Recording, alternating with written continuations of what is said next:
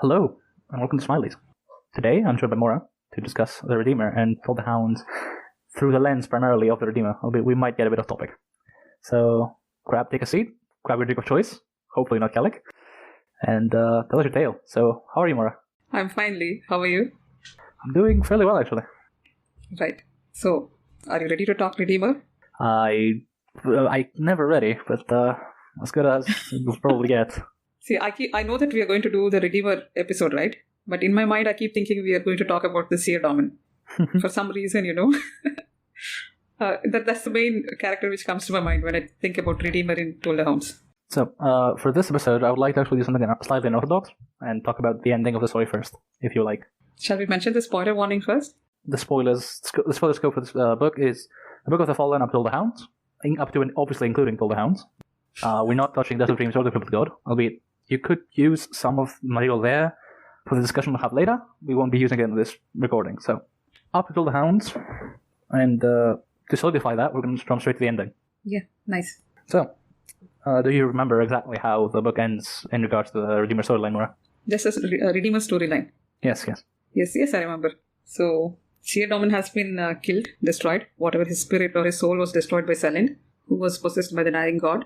And, not Itkovian, the Redeemer, who was on his knees and almost facing despair. He sees Seer Domin getting destroyed, and then for some reason he sees a mother-son reconciliation, which we can take it as Mother Dark and Anamander Rake, probably. And seeing that name. For some reason... Sorry? He mentions Rake's name, so yeah, it's definitely he does. Oh, he does. He thanks Rake, right? Yeah. So he sees their reconciliation, and then that somehow inspires him, which I'm not 100% clear how.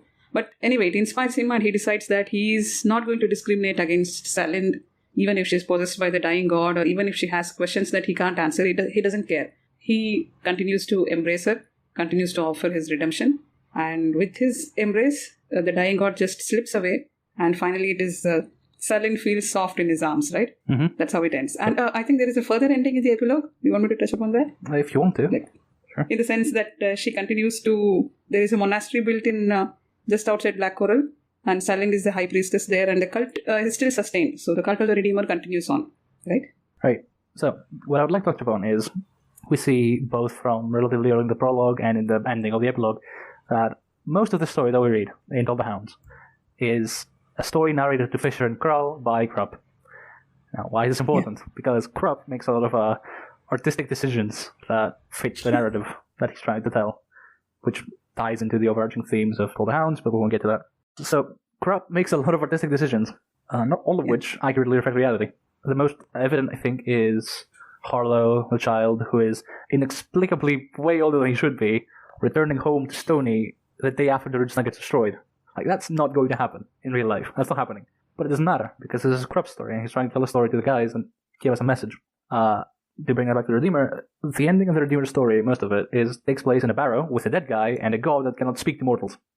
There is absolutely no way in hell that Krupp could ever learn what actually went down between Seer Domin and the Redeemer in the barrow.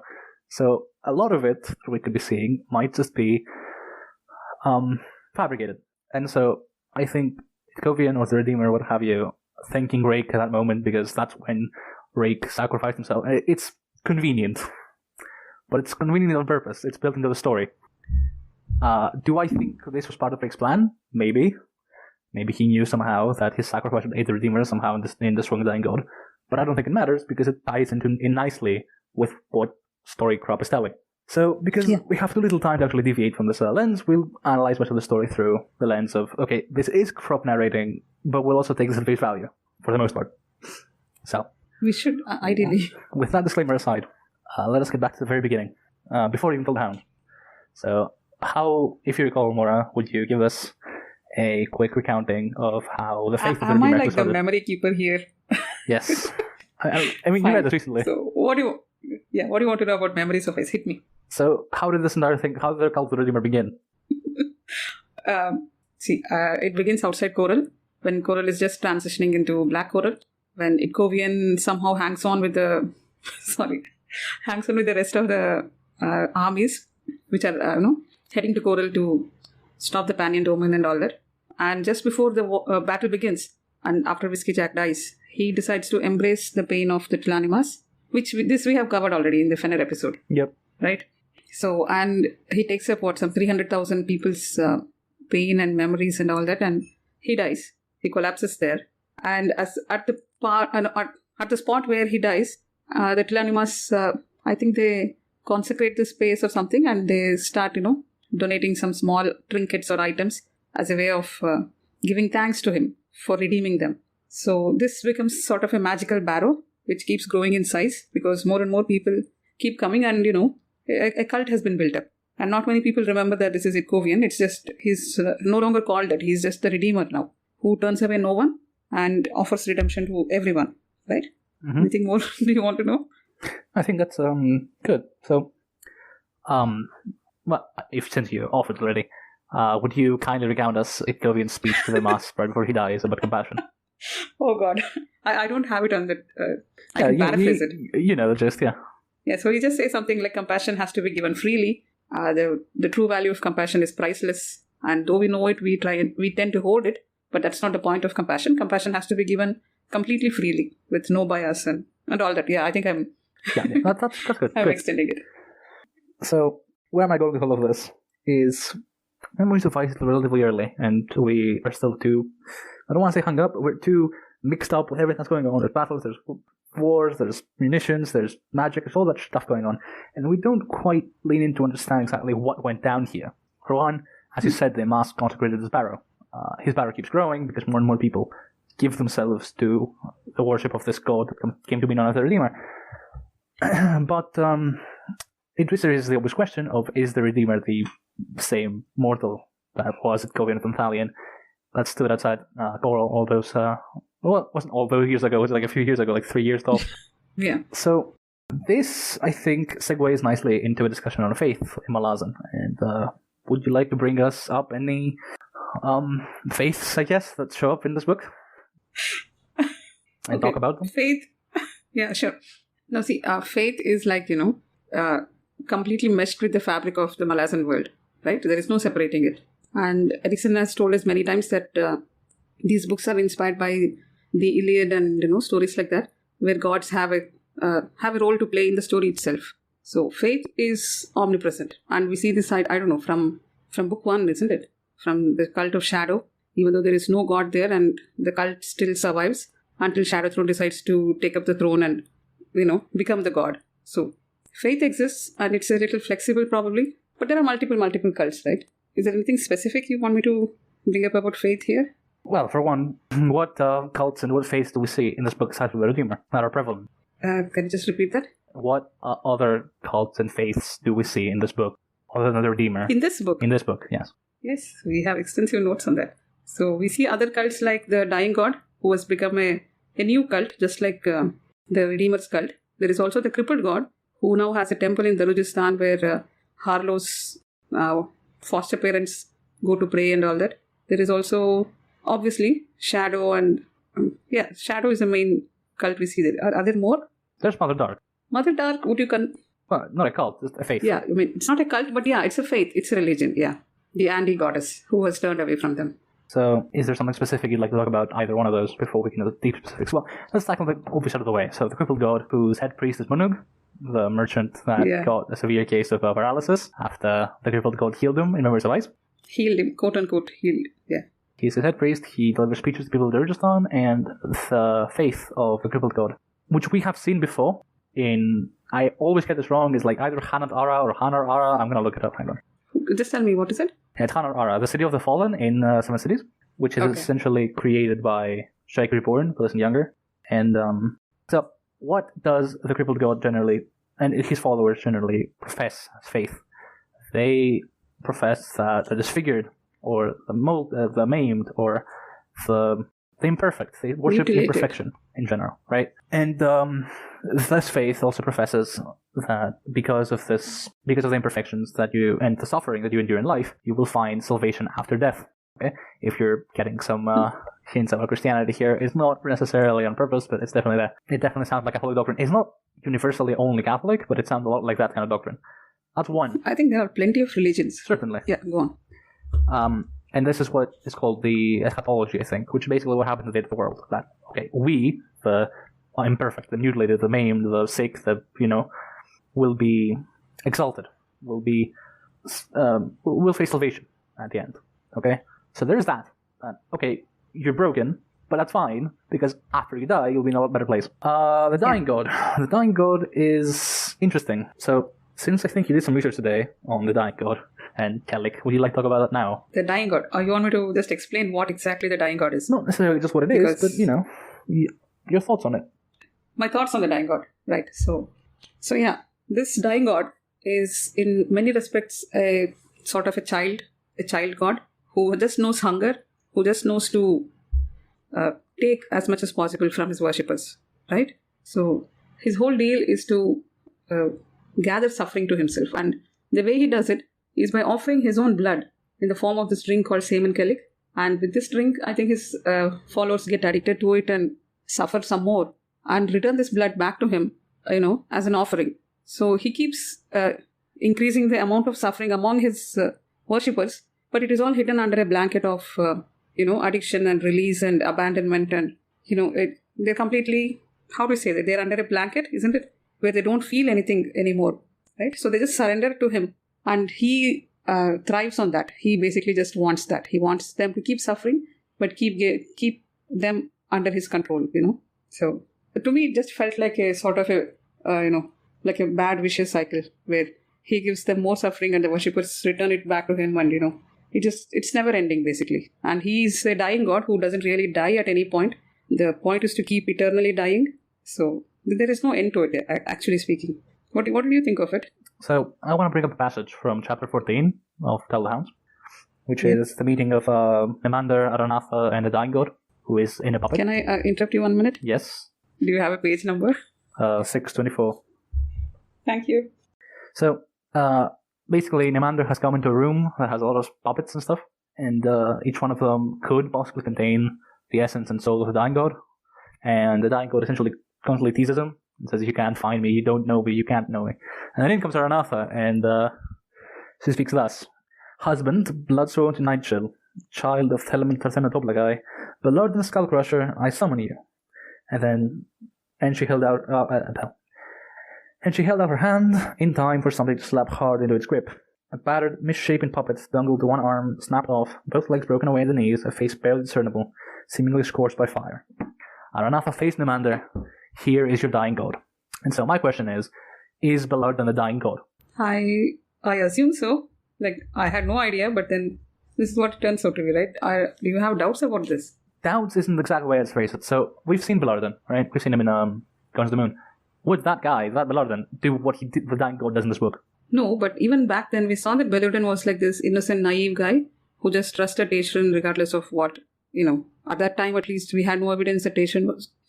Even at that time we didn't have any evidence proving that Taishan was trying to be the good guy. But, he just trusted him completely. So there is some amount of innocence, but I don't know. This is like a corrupted version of Belardan, if you ask me. Yes.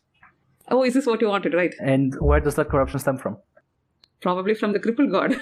There is the obvious surface level interpretation of Nightchill abandoned him, Silver Fox threw him away, he ended up at the Abyss, and talked to Hairlock and stuff. And there's also the second... Can I just ask, does any of this thing happen in the Esselmont books? Because I know Silver Fox shows up there, but do we see this event in any of the books? Is it a spoiler? You can just raffle. So my interpretation is that this is one of the fragments of Belardan's soul, and not all of it. So this part is just gone, destroyed, and whatever is left in Silver Fox is something else. So no, we don't actually see it. Oh, we don't. Okay. Anyway, what I was getting into is that's the surface interpretation of, okay, he feels betrayed, he feels abandoned. The second level interpretation is that he is the Dying God. He has crafted of his own blood a weapon, and his followers feed into him their suffering, their pain. And then he uses that to make more Kellic, and the vicious cycle continues until he attains more and more power. And something similar happens to Crippled God, where because he is constantly in pain, his followers also are constantly in pain, and they give him his pain, and he gets more pain, and then vicious cycle. So that raises the question, if the Dying God is so much different from what we saw Belardan be in Guns of the Moon, or in Silver Fox, for instance, right? Because a part of what we saw in Silver Fox was like this big hulking dude that was like calm and would advise and calm. Somewhat like Delum Thord in Karsa's Sword. That's not exactly right. But, I mean, like... He was a sort of a blind follower, at least in gardens. He would not stop Tattletale, even if she... Yeah. You misunderstand me. What I mean is, Balota in Memories of Ice, for Silver Fox, is like what Delum was in the swords for Karsa after House of Chains. Right. Yeah, because Belludan is not like a wise dude or something. He doesn't talk very much. He's not wise. He just doesn't talk much. And when he does, his words actually carry some wisdom. Just Tattletale and Nigel talk a lot more. Okay. And then we get some entirely different interpretation of like this guy who just constantly bleeds everywhere and then uses that blood to make a weapon to corrupt. Okay, before I get further, you said that Erickson has said that Kellic is oil, an allegory for oil? Yes. I'm sorry, I just think that's bullshit. Do we really have to? No, okay. No, because that completely threw me away because, that was the last thing I was thinking of. Yeah, I don't know. Right. Like you probably thought it was something like, like some opiates or something, which just keeps addicting you. And anyhow, the point I want to get to matter. is if Belludan can change so much because of, first of all, the betrayal that he experienced, and also because of his worship and how his worshippers follow him, can we not imagine the same thing is happening to the Redeemer? And, for that matter, every single god in the Malazan Universe has this happening to them in some shape or another. That's right, yeah.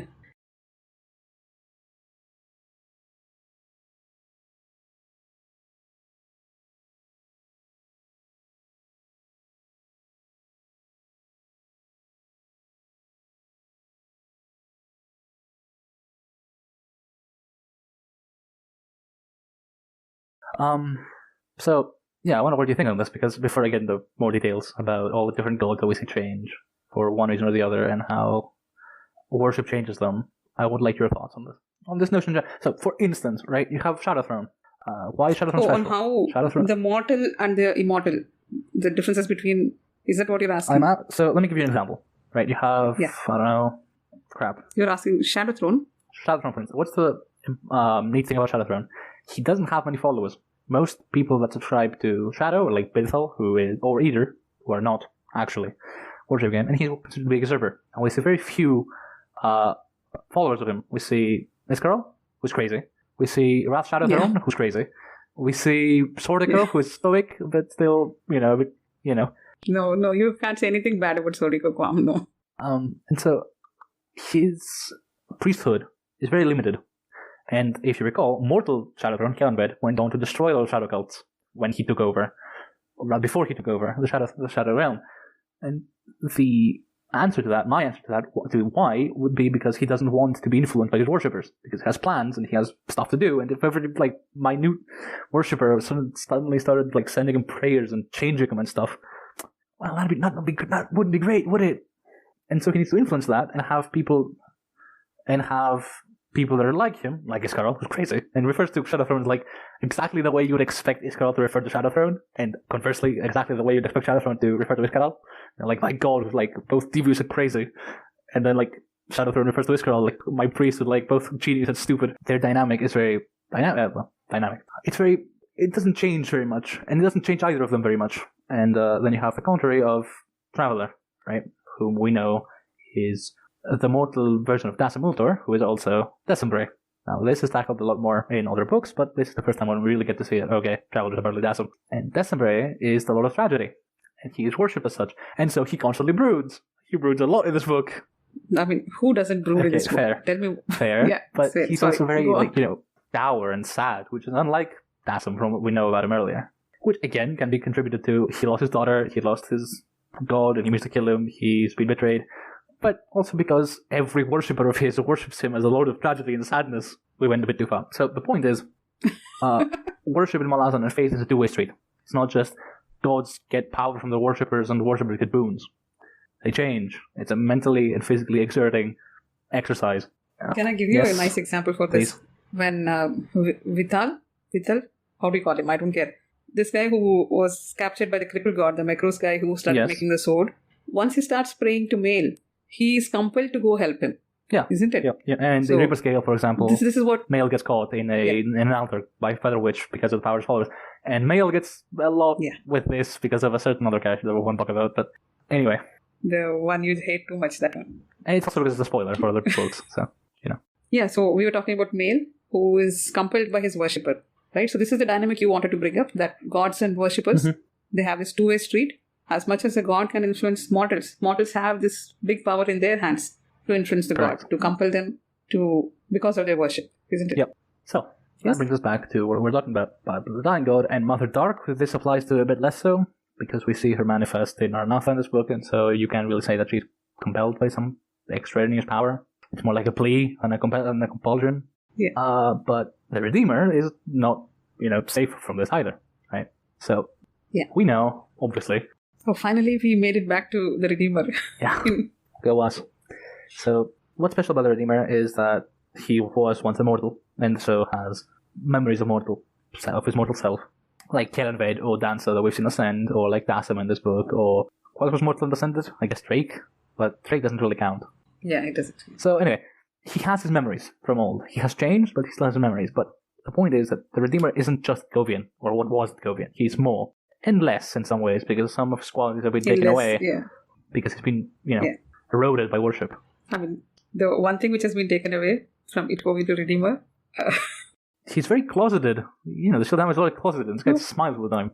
No, he loses his punchline, isn't it? I'm done, I'm not yet done. Good point.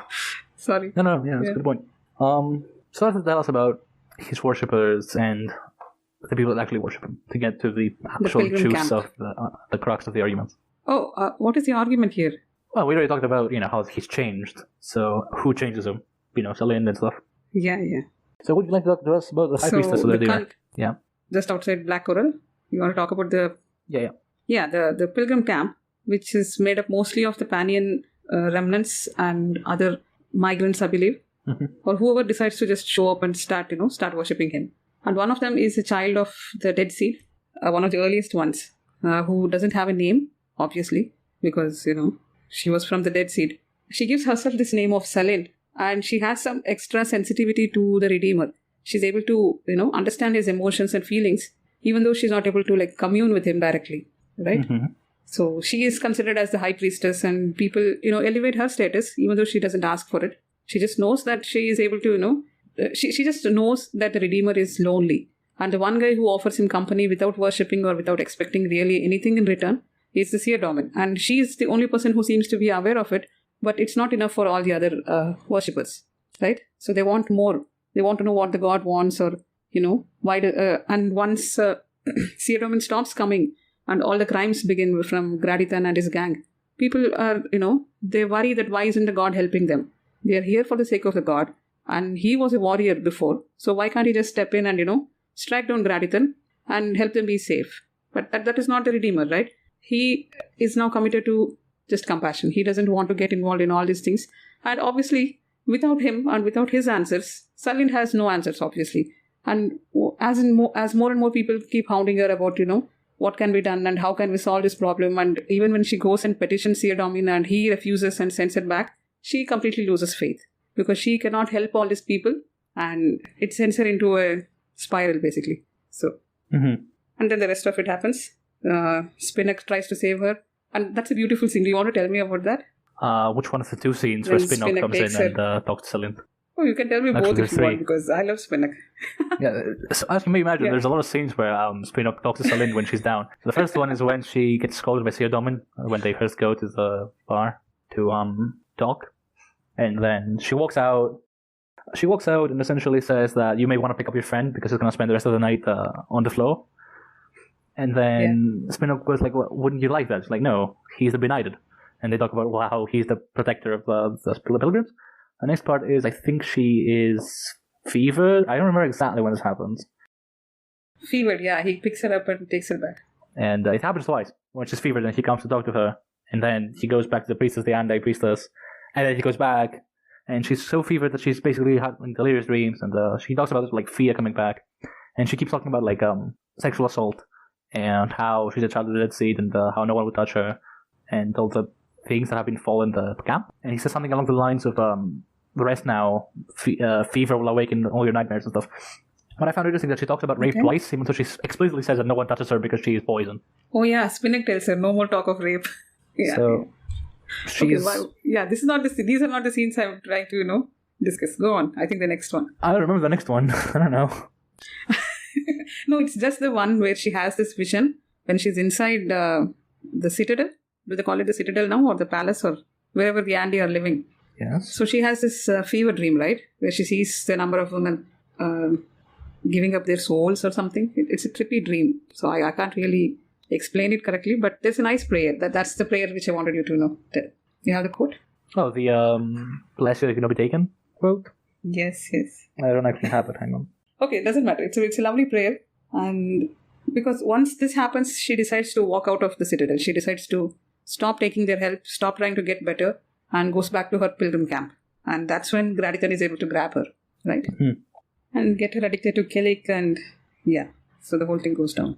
And once she is completely addicted, is it probably because of her, because she's obviously slightly more powerful than the others. So the dying god is able to possess her and, try to get to the Redeemer through her.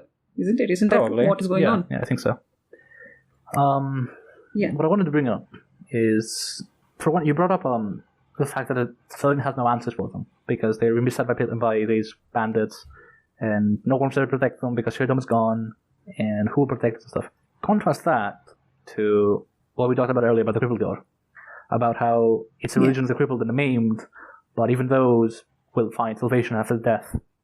Nothing like this awaits their followers of the Redeemer. So it's more natural, if you will, that they are hesitant, I guess, or if not hesitant, at the very least a bit anxious that they might die, and if the Redeemer doesn't answer their questions now, and their prayers, and what they please, who's to say that they will be safe from whatever it sends to take them after death? And that's one of the things that I like to show up. The other thing is, the Redeemer himself actually tackles this answer of at Salind, after she goes through everything and she gets possessed by the dying god, she has a need, and that need is need for answers. And I think that is another reason why she was possessed, particularly not because, she has higher sensitivity, yes, but she also needs answers from the Redeemer. She wants to know why they're being left alone. Okay. And he says specifically that what more could a god fear than a mortal demanding answers? Yeah. And one common complaint that his worshippers have is that he doesn't answer their prayers, he doesn't say anything, he's silent.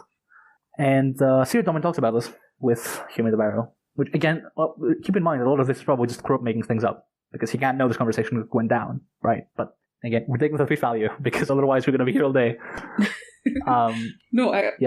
Just to add on to that, I'll let you get back to the quote. But the whole thing, because the entire storyline of Sir Domin getting smacked on the head, dies just next to the barrow, and then Salim gets addicted and, somehow gets better later on. This is all the external events, right? The entire story which happens within the barrow of their battling each other and Redeemer stepping in and the whole thing. Yeah, as you say, nothing is really explicit, isn't it? So, please continue, because that just blows my mind. So the quote goes something like, it is the curse of every believer to second guess the one they claim to worship. And then Sir Domin counters with, in your silence, what choice do they have? And he responds, every choice in the world, my friend. And I bring this up specifically because there's a great quote about this, because this book is filled with great quotes. So, I mean, it's an amazing book, please. There are so many quotes there and all that. Yeah. Which Ray quote specifically are you Ray talks with the High Priestess in chapter 18 of All the Hounds, and they talk about faith and worship. And Rake says that he has rejected the notion of worship because, he said very specifically, because sooner or later the believers shatter their icons. Yes, correct, yeah. No, this concept keeps coming up, isn't it? That the worshippers elevate their gods to an image of perfection, right? And Sir Domin specifically says that he will protect Itkovia or protect the Redeemer because of his humanity. If he was even, less human or whatever, without his humility, he would have walked away. He would have not tried to, step in. But it's because he was an imperfect God who was not trying to pretend to be perfect. And that's the reason Sir Domin stays and, So this it shows up again and again that there are perfect versions in the worshippers' minds, but these are all quite imperfect. To go a little bit off topic, since you brought this up, one such perfect version of the god that has been worshipped is created by Clip, who worships Clip, the Andy from Blue Rose. Ah, right, yeah. Who worships the Black-Winged Lord, not Anamanda Rake, the Black-Winged Lord. And that's very different because, he would be very disappointed if he saw Rake now. But I only bring this up because he said something about perfection. The other thing is, a lot of these people, Salind, Clip that I mentioned, I don't know, Rick, and this Spinock, what have you, are faithful. They're actually religious. They believe in their god, right? Sir Domin doesn't. And that is another reason I think is why he's different and why that comment about humanity rings so true, because he hasn't created this image. He doesn't have an image of a perfect god in the mind of the Redeemer because he doesn't worship the Redeemer, because he couldn't care any less about the Redeemer. He doesn't care about Salind, somehow. Spinock actually doesn't say, he says he doesn't actually know how humanity does this. He doesn't care about Salind, he doesn't care about the Redeemer, he doesn't want to take on their burdens. Get it? Because, yeah. And so what pulls him along, what takes him under, is the fact that the Redeemer is so human, even though a perfect version of him has been created. So before I go into further rants, as you know I have, would you like to talk to us about Sir Domin? You want me to talk about Sir Domin? Are you Yes. sure? Right. So Sir Domin, Sigda Travos, was in the Panion Domin army, and he was the one who showed some sympathy to talk. And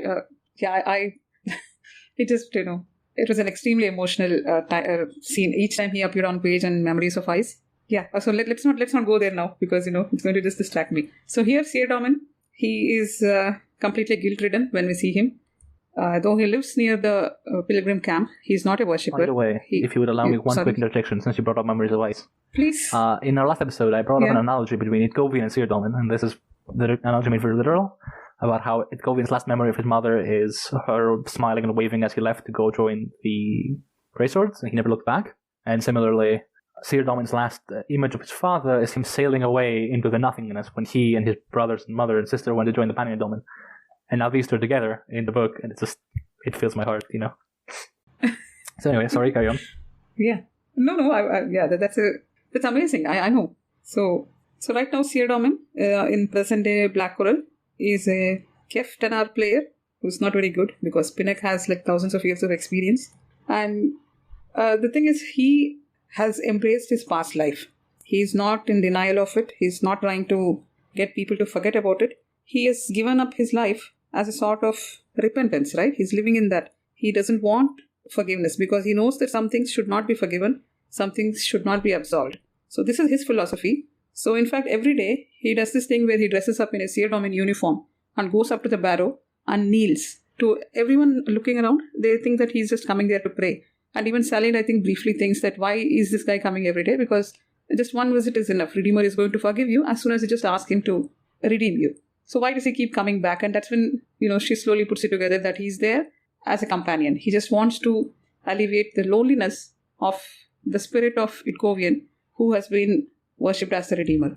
So that's an amazing character, whichever way you see it. And yeah, I think you were very impressed with his the sword fighting scene and all that.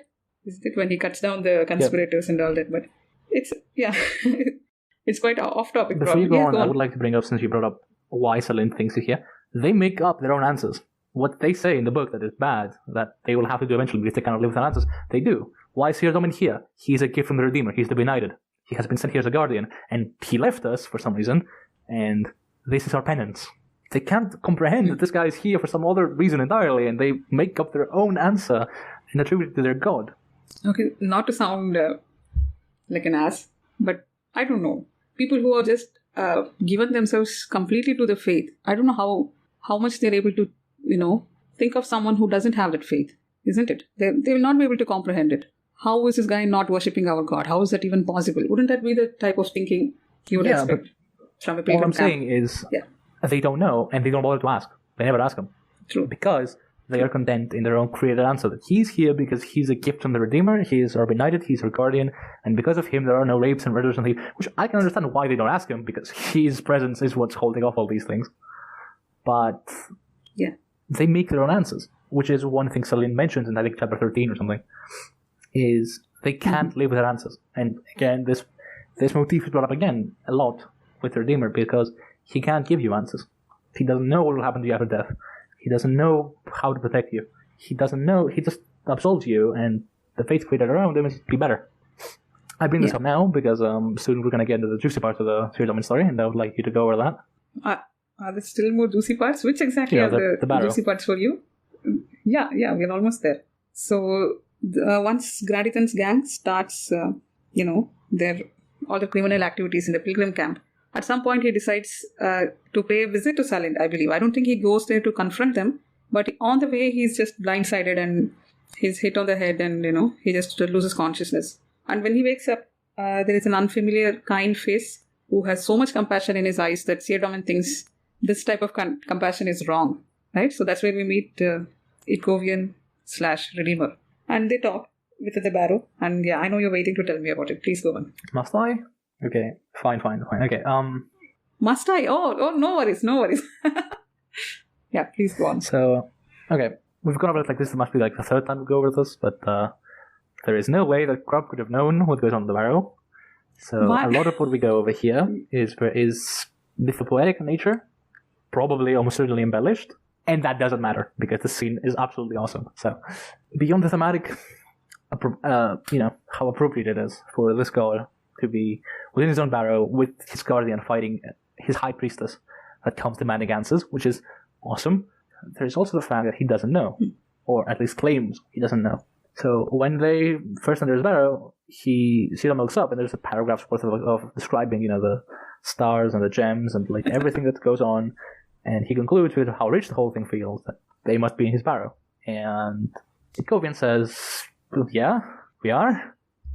You didn't know," and he responds with, "Is knowing necessary through the travels?" Which, I choose to interpret that the god doesn't actually need this, because, again, this isn't the point, since his whole religion is built upon the notion of redemption and absolution, and the fact that compassion must be given freely. And later, Seardomin and Ikovian both have this discussion about the notion of reciprocity, that they forced it on him, that Ikovian didn't want to be repaid, because he wasn't done, right? He wasn't done, and there could be no notion of reciprocity until he was done, and when he died, he was done. When he was done, he died, right? And so they must essentially force reciprocity onto him, but he doesn't demand it of anyone. He doesn't want it from anyone. So the barrow, to him, is completely useless. It's pointless. It's just a statue, a metaphorical statue, much bigger than that. It's a monument to the contradictory nature of faith, this particular faith. It can't give answers. Yeah. It can't guarantee you anything. It only absolves you, but it doesn't actually redeem you, because that's a personal act, which we didn't talk about yet, but we'll get to that later, I hope.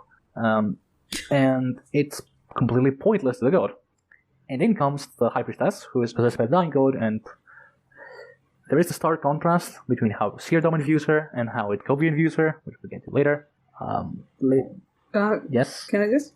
Because, there is no later. I mean, if you want to get into it right now, basically, you can. Seardomin views her as this weapon that he cannot stop. He keeps talking about how he'll fail, how he'll fall, how he'll die, and how when he dies, all the souls within Ikovian will be destroyed and whatnot. And then he asks about what will be my fate after death. And Ikovian says that, very specifically, I will grieve for you if I can, which I found hilarious. Yeah. Morbidly hilarious, but yeah. Just to contrast that with the scene when Hood enters Dragnapur, can I just bring that up? Sorry. Yes. Because I really loved it. Because when Hood enters Dragnapur and Draconis tells him, "You've been betrayed," and on all that, and he says, "Do you think I've come alone?" And then he shows his, all the dead people who all entered Dragnapur. And then there is some question that comes up that, what about the people who don't worship gods? And Hood just replies, "Yeah, what about them?" And yeah, that is sort of how I felt when Seardomin, he just says that, "Yeah, I might just grieve for you," and that's basically all he can do, isn't it? Once he's gone. Hang on. Relevant? No? Yeah, I mean, like, when I hear about, like, Draconis loses his mind about it, like, what has Rick done? And then, like, Hood turns around, like, I've missed you. Yeah. Yeah, this book is so funny in some ways and so sad in the other ways. And then just goes like, okay, that's a very cool carriage you put there, and it turned around. Yeah. Oh yeah. Oh, please let's keep all those things for a different episode, so, isn't it? Back to the Redeemer, what matters. Seardomin views Salind as as an unstoppable object. He can't defeat her, he can't kill her, he can't, stand against her. She will inevitably kill him. And he stands for his own reasons, which vary. His first reason is that Ikovian's human. He's very, very, very human, more human than he expected, and he surprised him. And that surprise is exactly what ushered in this realization. And then she comes and fights him, and he starts losing faith. And then, for some reason, Ikovian starts undermining his faith. He asks, why? Why are you fighting her? Why are you standing here? And then Seardomin rails at him, like, what the fuck are you saying? I lived in a tyranny. We do not tolerate different opinions. Dissenters are punished. I kicked in doors. I dragged people to town squares. I've watched executions. I've carried out executions. Don't you start at me. Don't lecture me. This isn't, And then the Redeemer basically goes through a lot of different stages at first. When he's like jolly and like, we're gonna die, whatever, shit happens. And then at some point, Cyrodiil looks back and he looks depressed. He kneels down. He's on his knees. Yeah, it starts raining Kellic, which is a Slayer reference. Say, never mind that. It's fine. Sorry, you're meaning of what? There's a song by a band called Raining Blood, and Kellic means blood, and it's raining Kellic. Don't worry about it. Mm-hmm. Yeah, so Cyrodiil eventually goes through a lot of different crises where he doesn't think he can stand. He will anyway, because what else to do? He stands for the god, and then the god seemingly, gives out under him. And then the Goblin turns around and says, "Can I save him?" And then Cyrodiil loses shit. Like, what are you talking about? No, you cannot fix something. I think the quote is, "You cannot fix something that lies in being broken," which is an amazing quote. And do you see why I like this character so much? It's fucking awesome quotes. Yeah, go on. And he asks him about redemption at some point, and he says that, there's little I can say. At some point, also, Govian underlines the differences between the dying god and the crippled god, which I will now narrate in my very bland voice. Do you want to take a break? No. It's just, Should I? It's certain themes are intertwined. For followers of the crippled god, the flaw is the virtue. Salvation arrives with death, and it is purchased through mortal suffering. There is no perfection of the spirit to strive towards, no true blessing to be gained as a reward for faith. We talked about this earlier. This also appears in Shaik's cult in the 100. In this one, it's as murky as the Kellic itself. The blessing is surrender, the casting away of all thought. Do you see why I think it's opiates and not, oil? The self vanishes within the dance. The dream is shared by all who partake of pain's nectar, but it is a dream of oblivion. In a sense, the faith is anti-life. Not a matter of faith, however, not a matter of death, however. If one views life as a struggle doomed to fail, then it is the failing that becomes the essence of worship. He is the dying god, after all. They celebrate the act of dying. In a manner, yes, assuming you can call it celebration. More like enslavement. Worship of self-destruction, perhaps, in which all choice is lost. And how can such things salve a mortal soul, Redeemer? Well, that I cannot answer, but it may be that we shall soon find out. And then Segda goes on about how he knows he'll fail, and how he knows he'll fail, and how he will stand regardless, and then he knows that the Redeemer has been thinking of nothing else as well. Like, he sees him think in, deep thought, and I guess he was thinking the same. Well, I'm an idiot. And then right after this is when the line occurs with, can I save him, I think. So, the contrast I want to bring up is Cyrodiil again views her, and when Govian views her, when we view Selene through Govian's perspective, he views her as lost, abandoned, despairing. But to Cyrodiil, she's nothing. But she is, as Govian puts it, the fire in Spin of Durab's heart. And so, fight not for me, fight not for you, fight for your friend, Segda Ravos. And that's when Cyrodiil loses it. He starts howling, he runs down to Selene to fight her. He thinks he's laughing, which I think is a very, very interesting way to set up the fact that Cyrodiil is essentially in a state of self-delusion right now, because, he just he drowned in anguish and then came up the other way. And when his mentality shifts, that's because Selene's literally physically tearing him apart and tearing away all his courage, his self-esteem, his self-worth. And so he thinks he's laughing, and then Selene comes up to him and starts destroying him, tearing apart pieces, limbs, arms, whatever. And then he looks at her face, is how Krupp puts it, and thinks that, oh, it was you who were laughing, not me. That means I must be weeping. And all this time he was saying, look at me, Spinok, and laugh at me. Laugh at my stupid posing. And then in his last words, his dying words, he thinks, look away as I weep. And I think this is beautiful because she tears away everything he has, because he's dead, right? He's already dead, so whatever is in his spirit is his quality of character, so to speak. So his courage is gone, his fighting prowess is gone, his martial ability is gone, his self-esteem is gone. The only thing that remains is his love for his friend. And that's one thing that Selene cannot take away. That's one thing the dying god cannot take away. And that is what eventually leads to Govian saving him. Because the love a friend has for another friend, and the love a mother has for her son, and conversely, the love a son has for his mother, is the true gift of redemption. It's basically Krupp's way of pointing out here, love is the answer. Which, in this book, is very necessary, I think. Love is a big theme in this. Love in the face of grief. It is quite obvious. I don't know. It just, stands out everywhere, at least in this reading. So that's basically Secret Travels. Now, his character outside of the Redeemer doesn't deal quite as much with like love and stuff. It deals with justice and honor and how acts cannot be redeemed, essentially, cannot be absolved. He does not deserve redemption, he does not deserve absolution, and how those change someone. And I think another character that fits this mold is Calor, but that's a discussion for another episode that we won't talk about now. So, we can just. Oh yeah. But what else is left to talk about? Do you think, rather? I think the only thing worth mentioning is that, as you say, it's only the spirit of the Seer Domin, isn't it? So once Selene takes away everything, she's left with nothing but to just throttle him, right? I think that's how the fight ends with her. There are no more weapons for her, so she just throttles him. But I think we've mentioned this enough times that we really don't. There is no external evidence for any of these things happening. And since we've already covered the end, I really don't know. What else is there to talk about? We can have a long-awaited discussion on faith if you want. I don't know. I think we didn't discuss enough about like Selene and how her faith interacts with her, because we said earlier that I think let me try to find the monologue about how there was one part which mortals cannot live without answers, and since they cannot, or rather, if mortals cannot live without answers, they will create their own. And Selene struggles with this idea that okay, but what if that happens?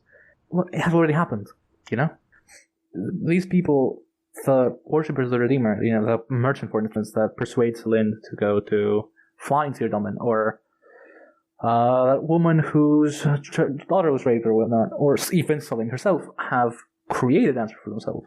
Maybe some more than others. Selene, for example, is far less deluding herself, right? But delusion still persists throughout, because as I said earlier, I pointed out like Seer Domin and him being the benighted of the Redeemer when he has absolutely nothing to do with him, because the Redeemer cannot send him, cannot call him and make him beckon, because he doesn't worship him. Or the fact that the Redeemer's touch equals redemption. And we didn't talk about this. I said we'll talk about this later. So would you like to tell me about the Redeemer's name and what it means? And there is another Rake quote about this, I think, somewhere. The redeeming and the absolving quote, isn't it? Yes. Yeah, so the Rake quote you mean is the one about redemption and absolution? Yeah, so Rake knows it. I mean, he knew it, Kovian, isn't it? So he knows that this whole cult is something which would displease him, because that's not the type of man Kovian was. And he does have some issues with this cult, because he's not very happy about it. He says something like, how can the Redeemer just offer redemption to everyone who comes? The word redemption means that there has to be some active effort on this on the part of the people who are seeking it. Right? It's absolution, which is a passive act, where you just absolve everyone of their sins and send them back.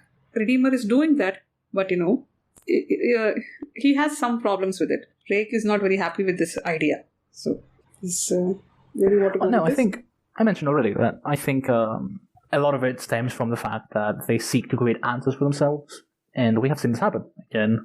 I don't want to bring this up again and again, but there's Hanarara in the Bone Hunters, and that cult essentially has created answers for themselves, that suffering equals salvation in the afterlife, except for Shaik Reborn, who can do whatever the fuck he wants. She wants. Who can do whatever she wants because she is the prophet. She is, the chosen of the gods, and so she can indulge herself in whatever, sex, food, pleasure of the flesh, whatever, and still be fine in the afterlife. Now, it's not clear if the crippled god specifically talks to these people, or through Shaik and says, okay, you will be salved at the end. Or if this is just something made up. But we do know for certain that the Redeemer has no such qualms. What is the Pilgrim Camp? Has the Redeemer stipulated ever that I want you to live an ascetic life? I want you to give up all your belongings to the Great Barrow, and I want you to be, to live destitute and alone 10 meters away from my grave, sleep and live there 24/7. Yes? Do you see the mirroring there? When Itkovian gave up his, he had sworn to celibacy and all that to Fenner. Yes. And Kaladas corrects him, isn't it? Yes. Isn't it the same thing? Because his God did not ask him of all these things. And the same thing is repeating here. Yeah, please go on. You're making a point. I found the Selene monologue I was talking about. So she thinks about all of these things, and she concludes eventually in page 591, if you're curious. There is in this, she asks herself, where was justice in all of this? Where was the punishment for crimes committed, retribution for wrongs enacted? There is in this no moral compass, no need for one, for every path leads to the same place where blessing is passed out, no questions asked. The cult of the Redeemer is an abomination. She had begun to understand how priesthoods were born, the necessity of sanctioned forms, rules, and prohibitions, the moral filter defined by accepted notions of justice, and yet she could also see how profoundly dangerous such an institution could become as arbiters of morality, as dispensers of such justice. Faces like hooded vultures, guarding the door to the court, choosing who gets inside and who doesn't. How soon before the first bag of silver chased in hands? How soon before the first reprehensible criminal buys passage into the arms of the blind, questioning Redeemer? She could fashion the church, could formalize the cult into religion, and could impose a harsh and unwavering sense of justice. But what of the next generation of priests and priestesses? And the one after that? And the next one? How long before the hard rules make the church a self-righteous, power-mongering returning? And if you're not noticing the parallels to Catholicism here, I don't want to say that I am very Eurocentric, since a lot of this is also present in other religions, but this whole argument basically formed the crux of the Reformation in Europe in the 16th century, that how long till priesthoods become corrupt? And when they do, what do we do? How long before corruption arrives? When the hidden heart of the religion is the simple fact that the Redeemer embraces everyone who comes to him. A fact virtually guaranteed to breed cynicism in the priesthood, and from such cynicism, secular acquisitiveness would be inevitable. This loss was not just a loss of faith in the Redeemer, it was a loss of faith in religion itself. Yeah, that is amazing, yeah. Her prayers touched the presence, were warmed by the nearby breath of an immortal, and she pleaded without force. She railed, made demands, insisted on explanations and answers. And he took all her anger into his embrace, as he did everything else. And that was wrong. There were two meanings to the word benighted. The first was pejorative, a form of dour ignorance. The second was an honor conferred in service to a king or queen. It was this latter meaning that had been applied to Sir Domin and idle respect. There was a third definition, one specific to Black Coral and Sir Domin himself. He dwelt in night, after all, where darkness was not ignorance, but profound wisdom, ancient knowledge, symbolic of the very beginning of existence, the first womb from which all else was born. He dwelt in night, then, and for a time had made daily pilgrimages out to the barrow with his forbidden riches, a one-man procession of rebirth that Shalint only now comprehended. Sir Domin was, in truth, the least ignorant of them all. Had he known it in his life? She thought not. Indeed, it would have been impossible. And so, whatever had drawn Sir Domin to the cult arrived later, after Cobain's death, after his ascension. Thus, a personal crisis, a need that he sought to appease with daily prayers. But why bother? The Redeemer turned no one away. Blessing and forgiveness was a certainty. The bargaining was a sham. Sir Domin need only have made that procession once and been done with it. Had no one confronted him, he would still be making his daily pilgrimage like an animal pounding its head against the bars of a cage and disregarded to one side the door hanging wide open. Was that significant? Sir Domin did not want the Redeemer's embrace. No, the redemption he sought was of a different nature. Need drove her from her bed in the temple out in the night. She felt weak, light-headed, and every step seemed to drain a appalling amount of energy into the hard cobbles underfoot. Wrapped in a blanket and mindful of those she passed, she walked through the city. There was meaning in the barrow itself, in the treasure that none could touch. There was meaning in Sir Domin's refusal to lead the path. In his prayers that asked either something the Redeemer could not grant or nothing at all. There was perhaps a secret in the Redeemer's very embrace, something hidden, possibly even deceitful. He took in crimes and flaws and held in abeyance until when? The Redeemer's death? The Redeemer's death? What then? Did some hidden accounting await its soul? How much desperation hid within each and every prayer uttered? The hope for blessing, for peace, for sense. The hope for blessing, for peace, for the sense that something greater than oneself might acknowledge the hapless self, and might indeed alter all reality to suit the self-bargains. Were prayers nothing more than attempted bargains? A pathetic assertion of some kind of reciprocity? Well, she would not bargain. No, she had questions and she wanted answers. She demanded answers. If the faith that was given to a god came from nothing more than selfish desires, then it was no less solid than base greed. If to hand over one's soul to a god was in fact a rendering of will, then that soul was worthless, a willing slave for whom freedom and all the responsibility that entailed was anathema. She found herself reeling through the gate, onto the road that Sir Domin once walked day after day. She drew closer, gaze fixed on now in the barrow. Lee, are we going somewhere with this long quote? I am going somewhere with this, yes. Okay, sorry. Redeemer, you will hear me, you must hear me. She fell onto her knees in the mud, and a chill rippled up through her. The rain was past, and steam now rose on all sides. Water ran and trickles everywhere in the barrow, 100,000 tears threading through all the offerings. Redeemer. And then she gets caught by gratitude. So, picture this. A high priestess, whom was never meant to be a high priestess, whom is also only a high priestess because she stands alone, railing against the creation of answers from a god that can give no answers, railing against the people who would create answers to suit themselves, only having questions for her god and then demanding answers. What does this tell us, Maura? What do you think? Okay, I think we have sort of spoken about this because, you just told me that this god, at least among all the others we have seen, this particular god has no answers. He only offers compassion, isn't it? So Well, I read that passage out because I think it perfectly encompasses what I wanted to say in much more flowery language, a more compact way than I said. Celine asks a lot of things in this passage. Right. A lot. She does, yeah. But the thing which which stuck to me completely was her her loss of faith in religion itself, isn't it? That was very powerful to read. Which leads to the conclusion that she concludes is that the cult is an abomination because they have created an answer for themselves, they have soothed themselves. And then she keeps asking things, knowing that there can be no answer. Yeah. And then eventually she either creates an answer for herself, which she didn't because she was caught by Gratathon and then drugged. The whole virus thing happened. Or, I don't know what the future holds for her. I don't know what would happen if she wasn't caught. Yeah. By Gratathon. And I think it might be better that way. But I don't know. Because Celine perfectly encompasses all the contradictions of the cult of the Redeemer in one passage. And I think that's great. Yeah. Yeah, it is. So to close this, before I have one more thing I want to ask you if you want to talk about. Like, we could talk about Mother Dark a bit here if you want. Within Toll the Hounds? Or outside of Toll the Hounds? I think whatever you want. I don't know. If it's even necessary. I don't even know if it's necessary. I'm asking. Not particularly with regards to the Redeemer because, as I said, I'm not exactly sure how this happens. When Mother Dark and Drake reconcile, and this somehow, gives the Redeemer the choice to continue to embrace Celine. But yeah. Okay. Well. Yeah, I think that's about it for the Redeemer. We already talked about the ending at first, right? That the cult continues. Celine's still the High Priestess. She has gotten over her crisis of faith. The Redeemer has fundamentally changed, and the cult or the faith around him has fundamentally changed as well. So, do you have any speculation on where the cult is going to go in the future? Ideally, yeah. What happens is it takes on a more I don't like this because all my analysis on this will be very Hero-centric, right? And Christian-centric.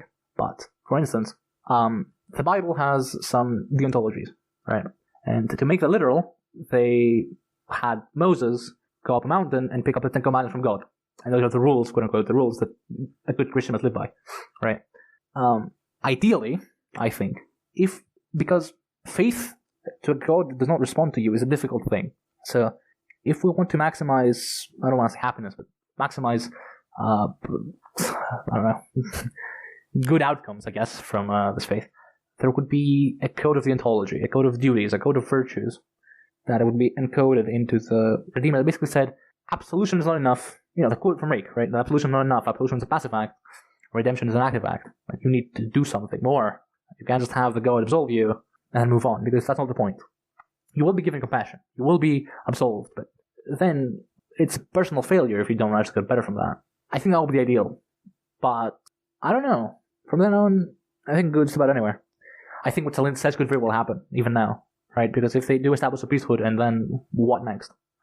Do they set up rules? Like what I just mentioned, do they set up rules and a code of virtues that they can interpret as they like, and then set up, what Celine mentioned about bags of silver chasing hands?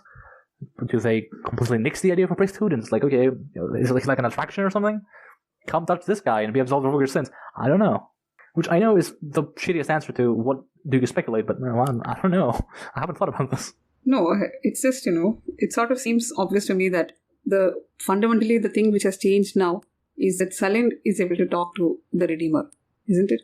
Whether he has answers or not, it doesn't matter, but her faith has been restored, isn't it? He has blessed her and she has got back her strength or her faith or whatever she wanted from her God.